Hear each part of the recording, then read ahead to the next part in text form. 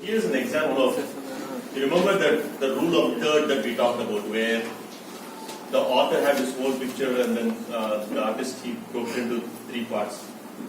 So you can see how a quick squiggly sketches of the outline that was done here, the big boxes. So as you start doing more and more of these things, you will see these imaginary lines that are going there. You don't consciously go and draw all these lines. Imaginary lines will be going through, and then you'll be able to see the big lines that are out there. And sometimes what artists do is they squint their eyes, and they don't see it like this, they squint their eyes like this, so they just see a blurry image of it. That's another technique artists use a lot. They squint their eyes and then, okay, I just see the outline of these things. So now you can see just the outline, and then they quickly draw a squiggly line of these things, and then add few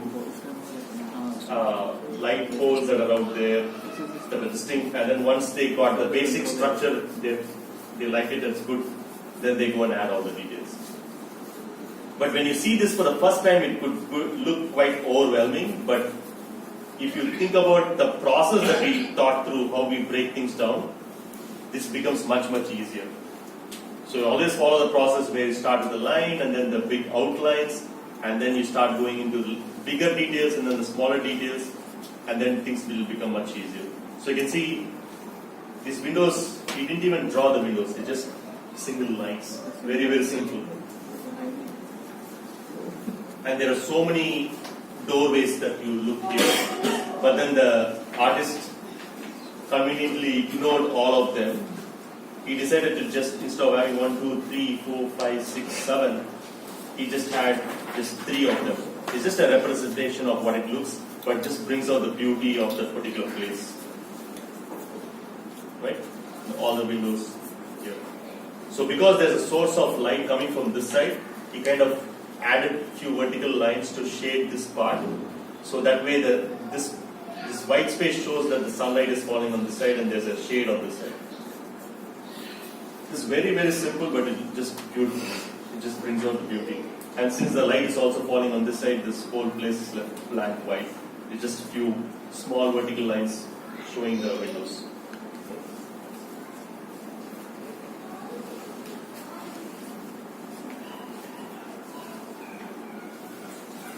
So you guys can practice later on. I have some sheets that I shared, and I can also share it in WhatsApp also as part of the group. This is another example where we talked about one of the strategies we talked about is the near and far.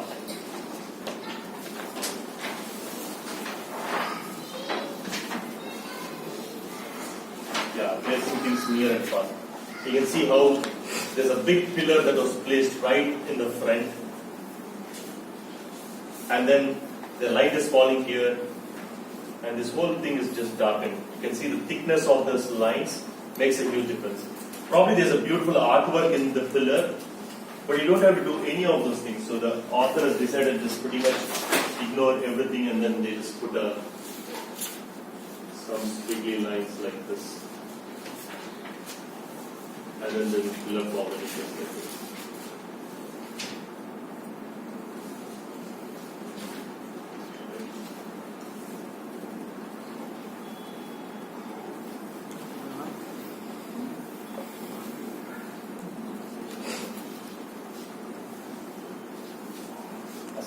Right? Something squiggly lines like this, that's it.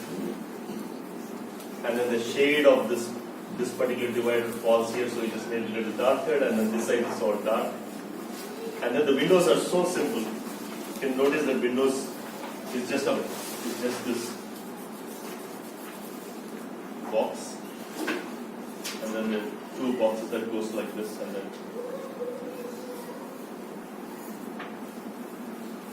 you can do like this, or you can go like this, and you can put smaller boxes like this. That's another thing people do for windows.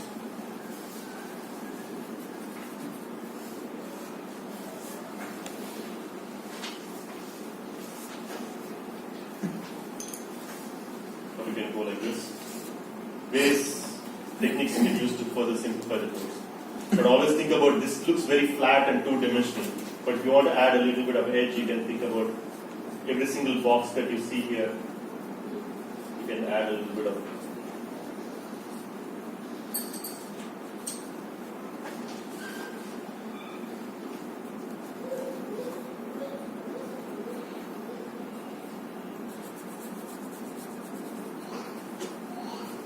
Right? Very simple lines. You just add dimensionality and depth to what you're trying to see. And the lines that are going here and the lines that are coming this side. So beautiful, but yet simple and nice. So object is placed in front and objects are placed in the back. It's really nice. And other thing that pretty much you can see all watercolor artists or any artist that you see is they, even though it doesn't exist, they put some antennas out there. So they put some antennas out there. Very interesting. And then they put some birds also. So birds are very simple. They just one like this and then one like this.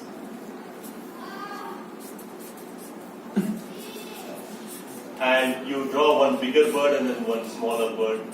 Just few dots like this.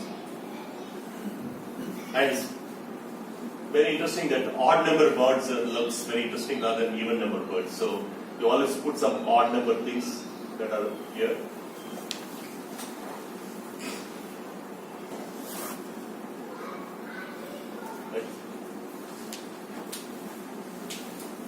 And typically in Indian scenes, you kind of have this poles where you have lines that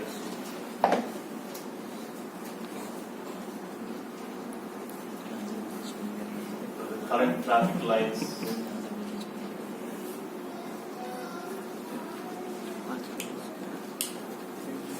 Just adding a little bit of pole lines, it makes it even beautiful. But you just need to do it very, very lightly.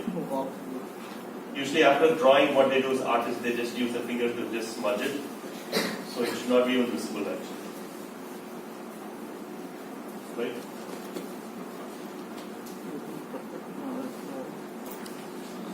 Simple pole lines.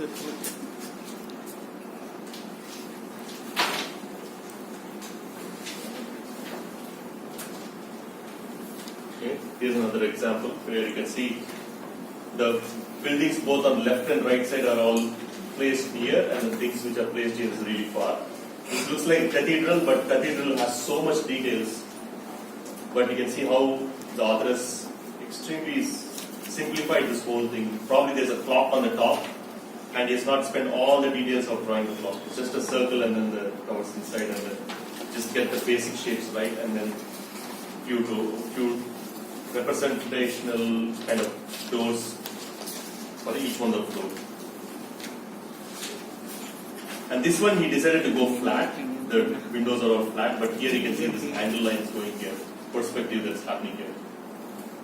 As the lines are going like this, it's really tilted, but then you can see how it kind of goes flat like this. And also some lines, two lines.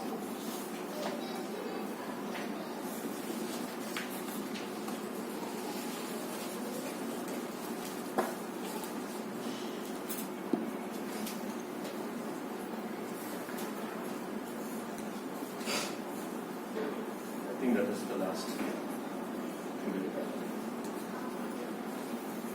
Okay. So we'll just do just two more examples I want to give you is there's one technique for people when you draw people actually. So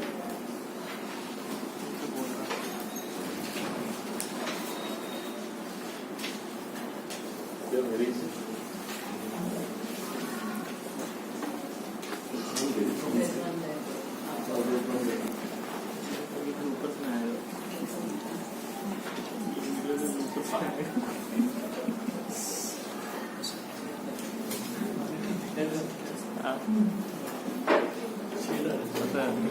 focus करना पड़ेगा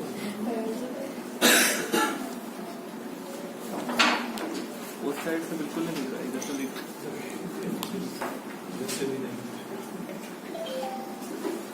So drawing people need not be stressful actually. So if could be as simple as this one, or it could be. I want you guys to keep drawing as I'm doing this, not just observe, because you can observe all day, watch videos and all those things, but the act of doing is what gets you to practice, right? So.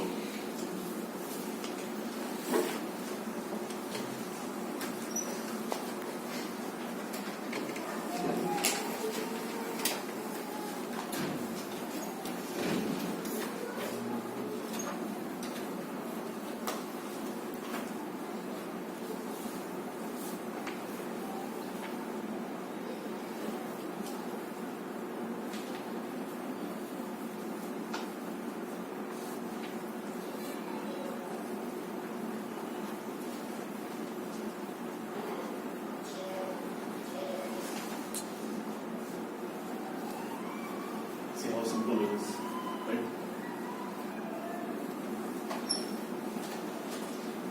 And one of the interesting things people do is when you draw people very far away, you kind of merge shapes together.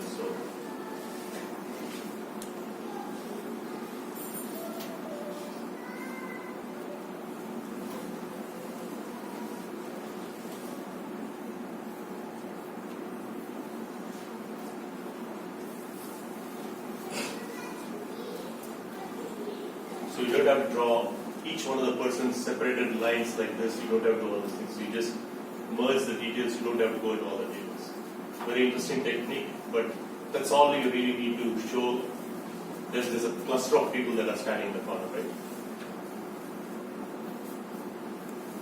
So now you got some basic structure as to how you can show how to represent people. Very simple lines.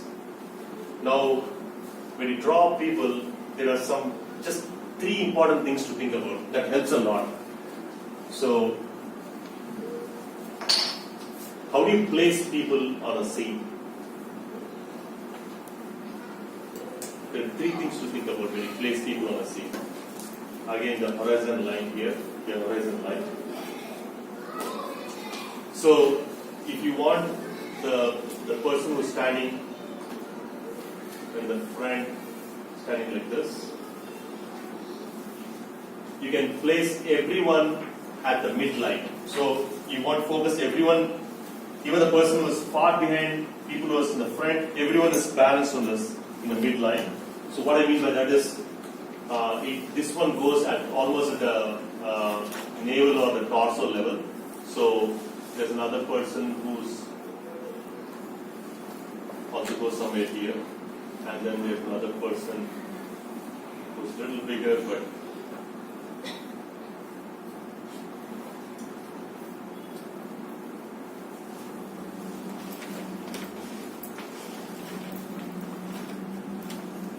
so they are all placed at the torso level.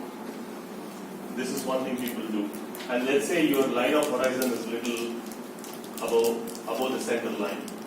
In this case, what people do is they use the head as the anchor point to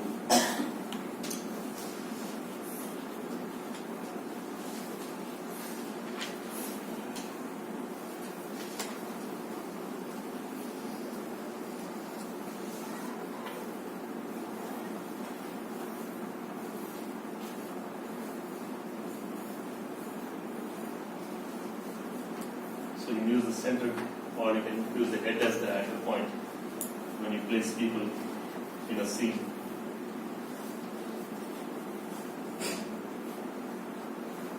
And if your horizon line is somewhere here, then probably you could use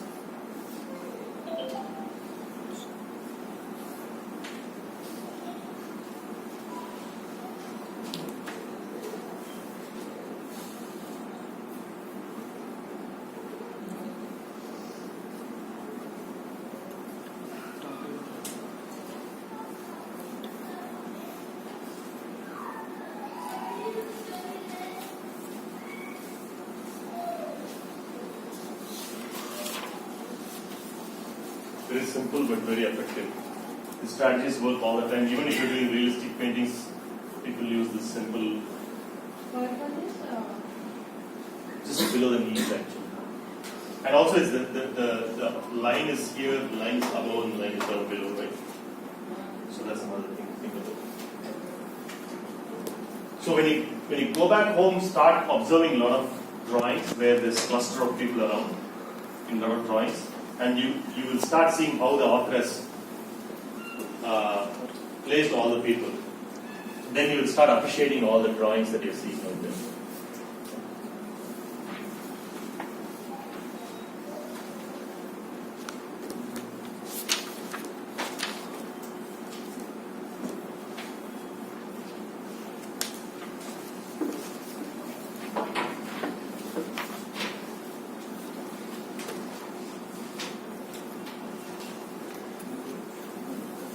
Trees would have overlapping things like this. Very simple.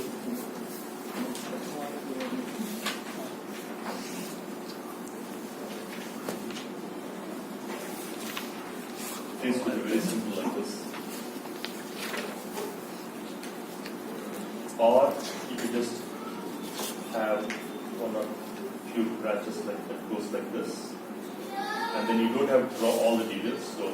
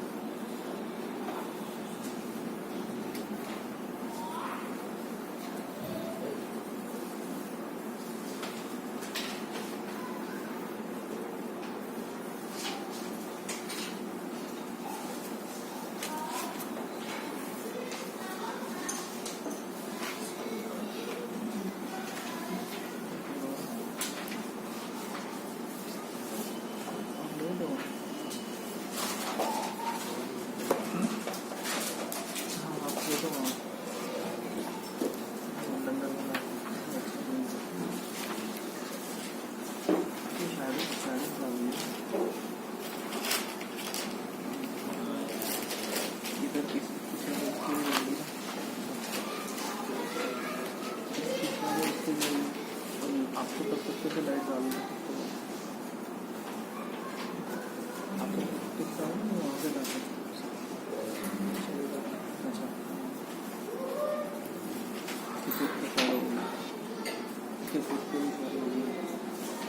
So one of the things that I was doing for practices, there's a lot of reference images available on the internet. So I had small clippings that I just being obsessive about getting all these pictures of how people look like.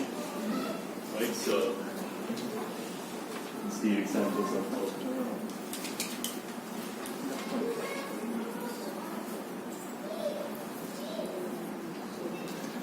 Pass it along, right? So let's see how do this, and then what I do is I just keep it. Anytime you're bored, you don't know, you ran out of ideas, you just keep it inside your book, and then you can just keep sketching like this, right? And even taking small printouts like this of one of the Kim Jung-ji's, one of the famous artwork. I just love this guy. So take small printouts of this, and then just keep it ready. So when you want to start sketching, you're not thinking about, let me go to Pinterest, and then you go to Pinterest and you spend hours, and then time passes, and then you just wasted an hour and a half, right? So quick little sketches like this help a lot.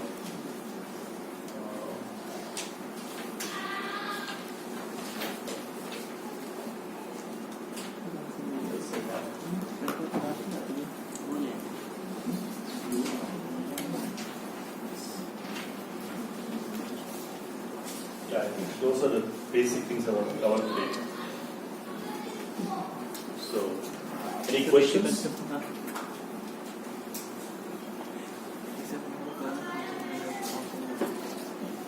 Any questions? Yeah. This one? how to do this tree. So you got the basic branches. First you draw the line here. You draw some basic branches. Here the branches are thicker, right? And then the branches goes, couple of branches goes here. Okay. After that, what you do is you typically draw a tree like this, right? So don't, instead of doing this, what you do is instead of the tree kind of shapes like this, right? So what you do is, so all the edges, you just broken edges. So you're not drawing all the edges, but only some of the edges. Like this. Okay. And if there's watercolor, then you can go with the light shades on top. As it comes down, you do the darker leaves on top. Pretty much all the paintings you can see, most paintings you can see this. As it gets down, you can see the dark shades. The watercolor they use, like Hooker's green, it's like a darker version of the green they use it for down below, and then they just use squiggly lines like this. Okay. Or you can just go with as simple as this, or you just go trees like this. Very simple. Whichever you're comfortable. You don't have to go into all the details of the tree, right? Some people directly go with watercolors, right? So Yeah. So how does that go without this pen or border? Yeah, so in this case it's very simple. You can see that it's very simple. Hope everyone can see this. Okay. Very simple. Just like a oval shape, and then you can see this. Lines, and then you can see one side is like dark and the other side is light. So you use the same watercolor pen? Yes, yes. So to answer his question, right? So some people directly use watercolor. What they do is, this is not a watercolor workshop, but there's a lot of details that go into it. So people do they do a quick little wash. So without drawing lines, they see when we talk about what are the big images that we see here. So they see something like this, and they try to understand what colors do I see here. First thing they ask is what tonal values I see here. So these are all like within shades. So these are all blue shades that I'm seeing here, and these are all. And then they ask what is the shade of this particular building. So I think